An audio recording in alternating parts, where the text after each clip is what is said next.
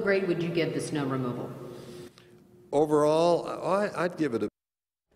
Today, the city graded itself on its emergency response to the last 2 mammoth snowstorms. Would your grade match the city's? New at 6, we sent Amy Hawley out to get the answer. Amy. Well, there's still evidence from all over the city at these big snow piles. They're all over the city, and evidence of snowplow drivers' hard work over the last couple of weeks. The streets are clear now, as we all know, thanks to the sun and their hard work. But how did a city that has never had a good reputation for swift snow removal do this year? The city and residents, we found out, don't exactly see it the same way. So this morning at 9 o'clock a.m., we declared a state of emergency for Kansas City, Missouri. The emergency operations manager told city council members today that single act by the mayor sped up snow removal operations this year. We got the word out before the storm actually hit. This year, leaders from nearly every major city department, including the city bus system, police, fire, Kansas City Power and Light, all met at EOC headquarters.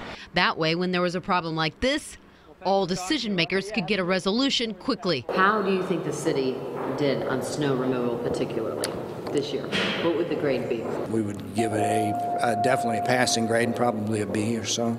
There's always room for improvement. The snow dropped vast problems on the city. Snow crews faced 6,400 snow-covered lane miles. 2 airports shut down. More than 20,000 people were without power. Trees snapped, drivers and several ATA buses skid to a permanent stop, and one neighborhood even had to shovel out a stuck ambulance. Overall, I think it's been pretty good. I would say as good as in the past few years, maybe a little better. What grade would you give the snow removal?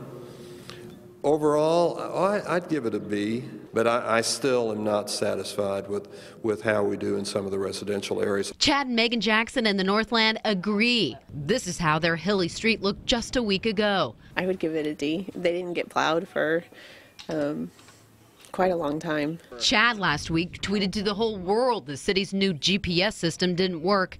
It said his street was plowed when it really wasn't.